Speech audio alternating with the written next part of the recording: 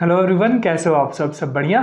तो आज का जो वीडियो होने वाला है काफ़ी इंटरेस्टिंग होने वाला है। इसमें हम क्या बात करेंगे, हम इसमें बात करेंगे choosing between Python and JavaScript. आपको पाइथन या फिर जावास्क्रिप्ट में से कौन सा एक लैंग्वेज से स्टार्ट करना चाहिए। अगर आप एक बिगिनर हो, आपके दिमाग में ये डाउट रहता है हमेशा कि मुझे पाइथन के साथ जाना चाहिए या फिर जावास्क्रिप्ट के साथ जाना चाहिए, तो ये पूरा डाउट आज के वीडियो में क्लियर होने वाला है कि 2024 में आपको किस प्रोग्रामिंग लैंग्वेज के थ्रू जाना चाहिए। तो चलिए स्टार्ट करते हैं। स्टार्ट करने से पहले हम आज का एजेंडा जान लेते हैं कि क्या क्या आज हम डिस्कस करने वाले हैं, कौन कौन से पॉइंट होने वाले हैं जिन पे आप बात करेंगे इस वीडियो में। तो पहला होगा कि beginner friendly and in demand. कौन सा प्रोग्रामिंग लैंग्वेज बिगनर फ्रेंडली है, जिससे कि आप अगर नए प्रोग्रामर हो तो आप इजीली इसको ग्रैब कर सको। कौन सा डिमांड किसका ज़्यादा है प्रोग्रामिंग लैंग्वेज का, इसकी बात करेंगे। कैरियर अपॉर्चुनिटीज़ क्या है, इससे रिलेटेड हम डिस्कस करेंगे। इंटरकनेक्टेड लर्निंग क्या होता है, इसके बारे में बात करेंगे। फ्रेमवर्क एंड लाइब्रेरीज, अगर आप पाइथन सेलेक्ट करते हो तो कौन कौन से फ्रेमवर्क है जिनके साथ आपको काम करना है। लाइब्रेरी की बात करेंगे दोनों के लिए, पाइथन एंड जावास्क्रिप्ट बोथ के लिए।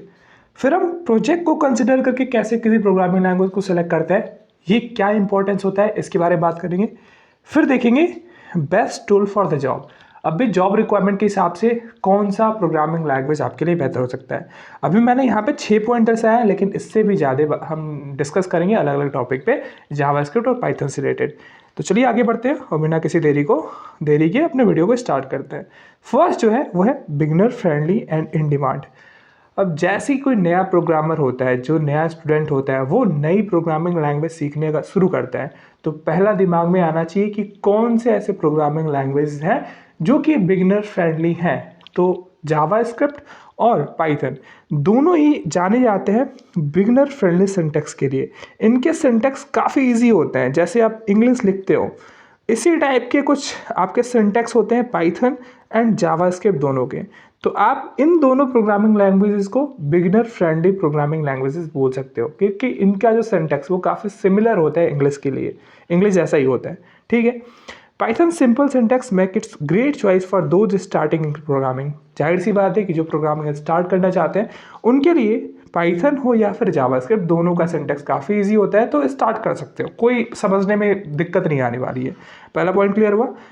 दूसरा पॉइंट कहता है कि कैरियर अपॉर्चुनिटीज़, किस प्रोग्रामिंग लैंग्वेजेस में कौन सा अपॉर्चुनिटी मिलने वाला है आपको।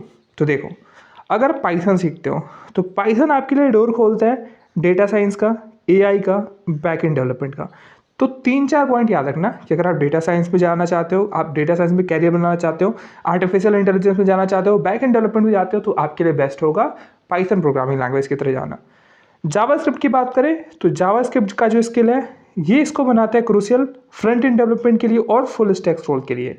अब आप सोचोगे कि ये बताओ कि फुल स्टैक क्या होता है, फ्रंट एंड डेवलपमेंट क्या होता है। तो जैसे आप किसी पेज को देखते हो, फर्स्ट यूज़र की व्यू से देखते हो, तो आपको पहले जिस पेज पे लैंड करते हो इसमें कुछ कंपोनेंट होते हैं, कुछ आपको आर्टिकल्स लिखे होते हैं, कुछ बटन्स होते हैं, तो ये होता है आपका फ्रंट एंड डिज़ाइन करना। जैसे कोई बटन है उस पर आपने क्लिक किया तो वो बैक एंड में क्या कर रहा है, किसी डेटाबेस से वो इंटीग्रेट कर रहा है या फिर कुछ डेटा वहाँ से लेके आ रहा है। तो ये जो प्रोसेस बैक में होता है जिसको आप देख नहीं सकते हो, ये होता है बैक एंड। और जो फ्रंट एंड, जो यूज़र जिसको देख सकता है, वो होता है यूज़र, यानी फ्रंट एंड। तो अगर फ्रंट एंड में जाना चाहते हो या फिर बैक एंड के लिए आप जो पाइथन के लिए जाओगे, अगर आप front end, back and plus database यानी कि पूरा फुल स्टैक सीखना चाहते हो, तो आपके लिए क्या होगा, जावास्क्रिप्ट बेहतर हो सकता है। या फिर केवल और केवल फ्रंट एंड के लिए जा सकते हो तो जावास्क्रिप्ट सीख लो। अगर केवल बैक एंड के लिए जाना चाहते हो तो आप पाइथन सीख सकते हो। अब आपके दिमाग में ये हो रहा होगा कि क्या मैं पाइथन सीख के फुल स्टैक डेवलपर बन सकता हूँ कि नहीं, क्या मैं फ्रंट एंड डिज़ाइन कर सकता हूँ कि नहीं। तो देखो, यहाँ पे डिज़ाइन करने की बात नहीं हो रही है, आप किसके थ्रू क्या कर सकते हो ये बात नहीं हो रही है, किसमें किसके लिए, यानी सॉरी, क्या हो सकता है कि कौन सा प्रोग्रामिंग लैंग्वेज किसके लिए बनाया गया है, उसका पर्पस क्या है बनाने के लिए, कौन सा वो बेस्ट केस काम करता है, उसकी अगर बात करें तो आप फुल स्टैक की बात करो, फ्रंट एंड की बात करो तो वो पाइथन से भी कर सकते हो। और वैसे ही जावास्क्रिप्ट की अगर बात करो तो उसमें अगर आप चाहो कि बैकएंड में जाना, डेटा साइंस वगैरह में जाना, तो उससे भी कर सकते हो। लेकिन बेस्ट केस सिनेरियो क्या है कौन सा प्रोग्रामिंग लैंग्वेज किसके साथ बेहतर काम करता है, तो डेटा साइंस की बात करें, डेटा की बात करें तो उसके लिए पाइथन आता है, जावास्क्रिप्ट नहीं कर सकते हो, लेकिन बेस्ट क्या होता है तो पाइथन के साथ जाओ डाटा के लिए, डेटा साइंस के लिए या डेटा रिलेटेड काम के लिए, एआई के लिए, मशीन लर्निंग के लिए। और वैसे ही जो जावास्क्रिप्ट आता है वो फ्रंट एंड के लिए स्पेशली माना जाता है। समझ में आया? तो आप कौन सा कैरियर जाना चाहते हो, किस कैरियर में जाना चाहते हो, आप उसके हिसाब से आप प्रोग्रामिंग लैंग्वेज सेलेक्ट कर सकते हो। नेक्स्ट आता है आपका इंटरकनेक्टेड लर्निंग। ये क्या होता है? ये कोई एक नया प्रोग्रामर है जो नया नया प्रोग्रामिंग सीख रहा है, इसके लिए ज़रूरी है कि इंटरकनेक्टेड लर्निंग क्या होता है ये सीखना। जैसे अगर आप कोई एक प्रोग्रामिंग लैंग्वेज में कुछ कॉन्सेप्ट सीखते हो तो वही प्रोग्रामिंग लैंग्वेज का कंसेप्ट आप दूसरे वाले में भी अप्लाई कर सकते हो। ठीक है, इसको बोलते हैं इंटरकनेक्टेड लर्निंग। अब आपको समझ में नहीं आया होगा, ऐसे मैं थ्योरेटिकल बताता हूँ। तो अगर मैं इसको एग्जाम्पल की तरह समझाऊँ, जैसे अगर आप पाइथन में कंट्रोल स्ट्रक्चर पढ़ते हो तो उसी कंट्रोल स्ट्रक्चर को पढ़ते हुए आप जब जावास्क्रिप्ट सीखोगे, तो जब आप कंट्रोल स्ट्रक्चर पे पहुंचोगे, आपने पहले ही पाइथन में सीखा हुआ है, तो जब आप जावास्क्रिप्ट में सीखने की कोशिश करोगे तो जो आपका लर्निंग एक्सपीरियंस होगा वो काफ़ी स्मूथर होगा, आप जल्दी से सीख सकते हो, क्योंकि कंसेप्ट तो सेम है, केवल सिंटैक्स का डिफरेंस है। तो दोनों चीज़ें इंटरकनेक्टेड है, अगर आप एक जानते हो दूसरा सीखना आपके लिए आसान हो जाता है, स्मूथर हो जाता है। समझ में आया? अगले पॉइंट पे चलते हैं। अगला है आपका डायनेमिक टाइप। अब देखो डायनेमिक टाइप क्या होता है। डायनेमिक टाइप और स्टैटिक टाइप या फिर स्ट्रिक्ट टाइप दो तरह की प्रोग्रामिंग लैंग्वेजेस होती हैं। स्ट्रिक्ट टाइप वैसी होती हैं जिनमें डेटा टाइप को पहले डिक्लेयर करना पड़ता है, सेम डेटा टाइप को आप इंटर करते हो।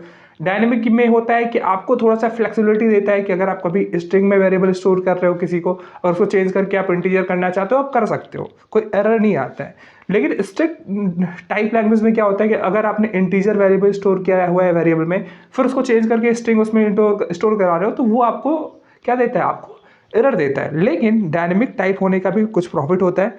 जैसे आपको क्या करता है, ये अलाउ करता है फ्लेक्सिबिलिटी इन कोडिंग, आप कोडिंग करते समय फ्लेक्सिबल होते हो, ये आपको प्रोवाइड कराता है।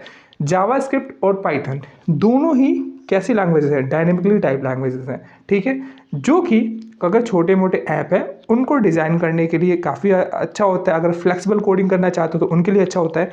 कहाँ पे ख़राब होता है, यहाँ पे कहाँ पे ये कंसिडर नहीं किया जाता है, कहाँ पे स्टैटिक टाइप वाले को ज़्यादा कंसिडर किया जाएगा, कहाँ पे इनको यूज़ किया जाएगा। तो अगर आप लार्ज एप्लीकेशन डेवलप कर रहे हो तो वहाँ पे स्टैटिक टाइप जो प्रोग्रामिंग लैंग्वेजेस होते हैं, जैसे C++ हो गया, जावा हो गया, ये सारे स्टैटिक टाइपिंग लैंग्वेज होते हैं। तो ये काफ़ी बेहतर परफॉर्मेंस देंगे लार्ज एप्लीकेशन में। लेकिन वही डायनेमिक वाला क्या करता है, आपको फ्लेक्सिबिलिटी देता है। तो दोनों पाइथन और जावास्क्रिप्ट ये डायनेमिक टाइप लैंग्वेजेस हैं। ठीक है, आप इसको भी कंसिडर करना। फिर आता है स्पेसिफिक तौर पे कि जावास्क्रिप्ट किसके लिए करना चाहिए, पाइथन किसके लिए करना चाहिए। तो जावास्क्रिप्ट फ्रंट एंड जहाँ पे नाम आता है तो वहाँ पे आप आएगा जावास्क्रिप्ट। अगर आप चाहते हो कि फ्रंट एंड डेवलपमेंट में जाओ, जैसे यूआई बनाना, डिज़ाइन करना, वेबसाइट डिज़ाइनिंग, कोई विजुअल एप्लीकेशन डिज़ाइन करना चाहते हो, तो उसके लिए जो बेस्ट प्रोग्रामिंग लैंग्वेज है वो है जावास्क्रिप्ट। जैसे जावास्क्रिप्ट का यूज़ करके आप क्या कर सकते हो, आप कोई इंटरेक्टिव फीचर्स डाल सकते हो वेबसाइट पे। जैसे अगर आप कोई फॉर्म है, उस पर फॉर्म में वैलिडेशन लगाना है, तो वो आप कर सकते हो जावास्क्रिप्ट से। अगर कोई कंटेंट है उसको डायनेमिक कंटेंट अपडेट करना चाहते हो तो क्या करोगे, आप जावास्क्रिप्ट का यूज़ करोगे। तो अगर आप फ्रंट एंड डेवलपमेंट में जाना चाहते हो, आपका कैरियर चॉइस फ्रंट एंड है, यूआई डिज़ाइन करना, वेबसाइट का फ्रंट डिसाइड करना, विजुअल एप्लीकेशन डिज़ाइन करना, तो आप किसके साइड जाओ, आप जावास्क्रिप्ट को लर्न करो, उसके थ्रू जाओ। फिर आता है पाइथन किसके लिए होना चाहिए। तो पाइथन होता है बैक एंड, यानी कि जो यूज़र इंटरफेस हो गया, फर्स्ट जो आपको फ्रंट पेज जो सब यूज़र को दिखाई देता है, उस पर क्लिक होने के बाद जो बैक में प्रोसेस चलती हैं, अगर आप उसमें जाना चाहते हो तो बैक एंड डेवलपमेंट के लिए आप पाइथन के साथ जाओ। इसमें क्या क्या आप कर सकते हो पाइथन से, तो उसमें आप डेटा एनालिसिस के काम कर सकते हो, एआई ऑटोमेशन और बैक एंड वेब डेवलपमेंट कर सकते हो पाइथन से। जैसे एग्जांपल के तौर पे अगर आप कोई मशीन लर्निंग मॉडल डेवलप करना चाहते हो जिसके थ्रू आप प्रेडिक्टिव एनालिसिस करना चाहते हो, तो इसको इम्प्लीमेंट करने के लिए आपको क्या सीखना आना चाहिए, आपको क्या आना चाहिए, पाइथन प्रोग्रामिंग लैंग्वेज आना चाहिए। आप इसके थ्रू इस मॉडल को, मशीन लर्निंग मॉडल को आराम से इम्प्लीमेंट कर सकते हो अपने प्रोजेक्ट पे। समझ में आया? आगे बढ़ते हैं। फिर आता है स्टार्टिंग आउट, किससे आपको क्या करना चाहिए, क्या स्टार्ट करना चाहिए। तो देखो सबसे बड़ी चीज़ जो समझने वाली बात है ना, कि कॉन्सेप्ट जो प्रोग्रामिंग का बेसिक कॉन्सेप्ट होता है वो सिमिलर होता है। दोनों की बात करें या फिर किसी प्रोग्रामिंग लैंग्वेज की बात करें, कॉन्सेप्ट सिमिलर होता है। जैसे if condition, else condition, if else, for loop, while loop, इसमें क्या ही चेंजेस आएगा, कुछ चेंज नहीं आएगा, कॉन्सेप्ट सेम सिमिलर रहेगा। वेरिएबल्स जो होते हैं, कैसे क्या क्या वेरिएबल्स क्या होता है, इस पर क्या करते हैं हम, तो ये जो चीज़ें होती है ना, जो कॉन्सेप्ट होता है वो सिमिलर होता है किसी प्रोग्रामिंग लैंग्वेज में। लेकिन डिफरेंस क्या होता है, डिफरेंस कहाँ पे होता है, सिंटैक्स में।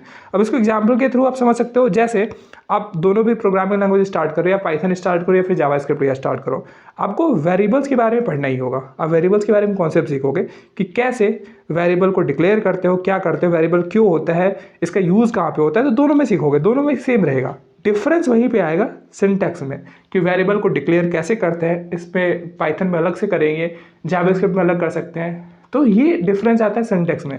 कॉन्सेप्ट सेम होता है, तो आप किसी से भी स्टार्ट कर सकते हो, ठीक है, चाहे जावास्क्रिप्ट हो चाहे पाइथन हो। अब आता है फ्रेमवर्क।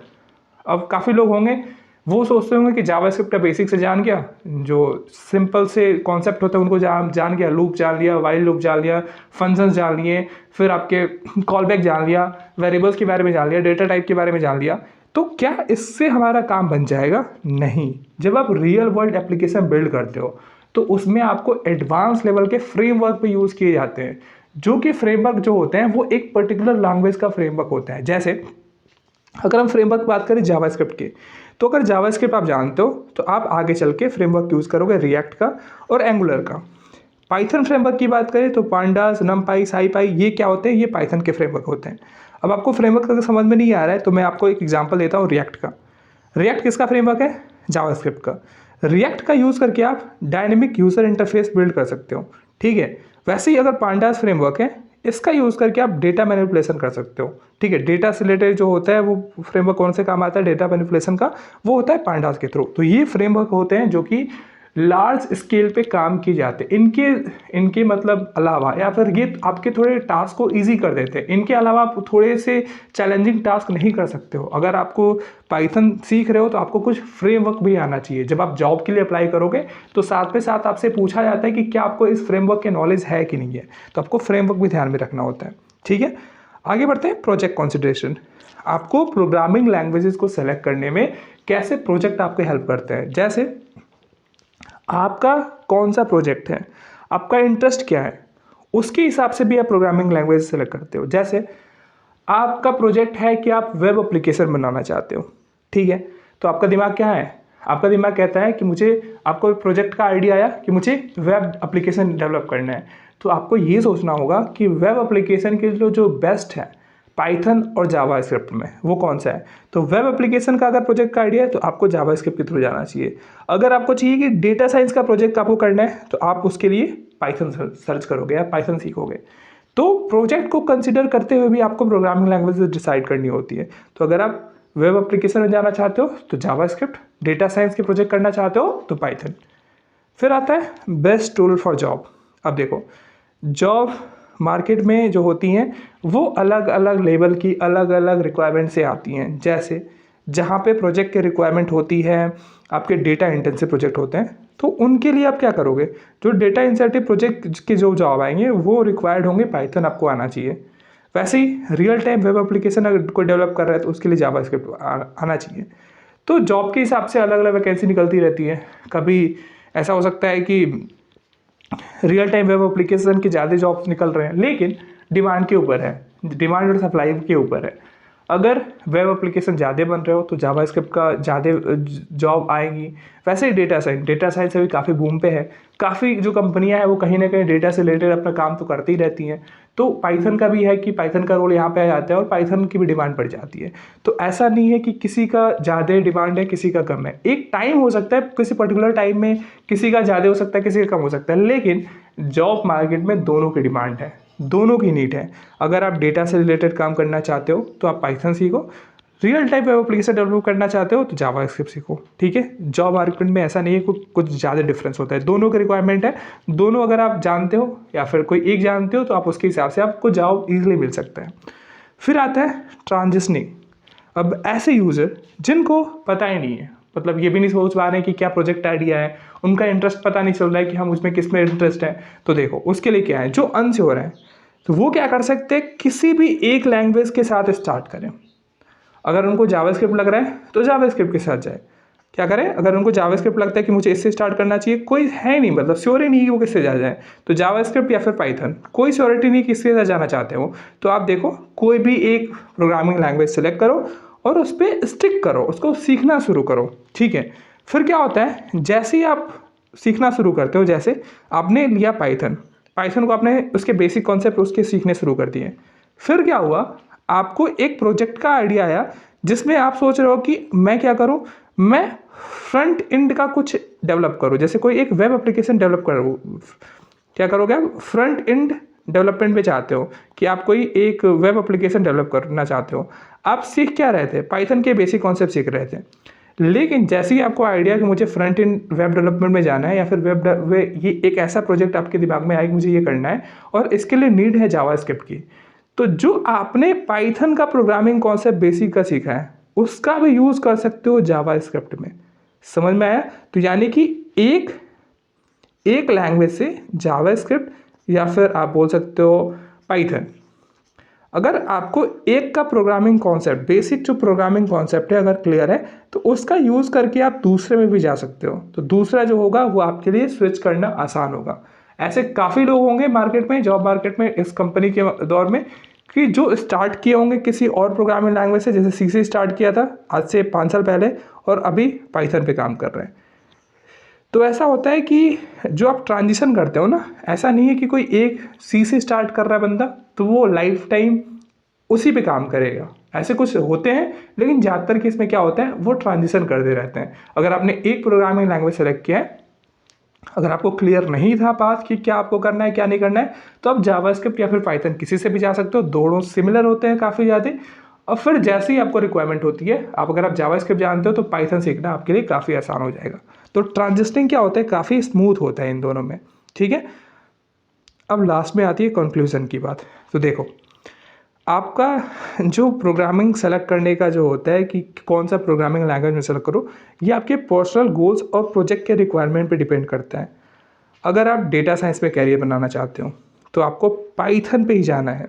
ठीक है, जिसमें आपका क्या होता है डेटा साइंस पे गोल, आपका ये गोल हो सकता है कि आप कोई एक प्रेडिक्टिव एनालिसिस प्रोजेक्ट करना चाहते हो, तो आपका गोल क्लियर है कि मुझे कोई एनालिटिक प्रोजेक्ट करना है और इसमें डेटा साइंस का नीड है, तो आप क्या सीखोगे, पाइथन सीखोगे। तो ये आपके ऊपर डिपेंड करता है कि आपका अलाइनमेंट किस ओर है। आप वेब एप्लीकेशन डेवलपमेंट में जाना चाहते हो, फ्रंट एंड में जाना चाहते हो, एआई सीखना चाहते हो, एआई के कुछ प्रोजेक्ट इंप्लीमेंट करना चाहते हो, मशीन लर्निंग में जाना चाहते हो, डेटा साइंस में जाना चाहते हो, तो इनके हिसाब से आप प्रोग्रामिंग लैंग्वेज सेलेक्ट करो। दोनों प्रोग्रामिंग लैंग्वेज क्या होता है, बेहतर है, पाइथन और जावास्क्रिप्ट दोनों अभी मोस्ट डिमांडेबल आपकी है प्रोग्रामिंग लैंग्वेज 2024 में, और इनके जॉब भी अच्छी खासी निकलती रहती है। तो पहले आपका गोल क्या है वो देखो, क्या करना चाहते हो, इसके हिसाब से आप प्रोग्राम में डिसाइड करो। अगर नहीं गोल आ रहा है, कोई प्रोजेक्ट आइडिया दिमाग में नहीं चल रहा है, तो दोनों में से किसी एक को सेलेक्ट करो, उस पर स्टिक हो, सीखो, फिर जैसे आगे रिक्वायरमेंट आएगी आप स्विच कर सकते हो, कोई बड़ी बात नहीं है, इनमें कन्फ्यूज़न वाली बात नहीं होनी चाहिए। ठीक है, आई होप कि आपको ये वीडियो काफ़ी हेल्पफुल लगा होगा और इसके बाद आप कोई एक प्रोग्रामिंग लैंग्वेज सेलेक्ट कर लोगे और उसको सीखना शुरू कर दोगे। सबसे ज़रूरी होता है लर्निंग। अगर आप लर्निंग जितना जल्दी स्टार्ट कर दो तो आप पाओगे कि आपको कोई भी चीज़ें, कोई भी प्रोग्रामिंग लैंग्वेज सीखना आपके लिए आसान हो जाएगा। अगर आपको एक चीज़ें आती है, बेसिक आपका फाउंडेशन बिल्ड हो जाएगा, तो आप दूसरा आराम से ग्रैब कर सकते हो। देन आज के लिए इतना ही रखते हैं, मिलते हैं नेक्स्ट वीडियो में नेक्स्ट टॉपिक के साथ। जय हिंद, जय भारत।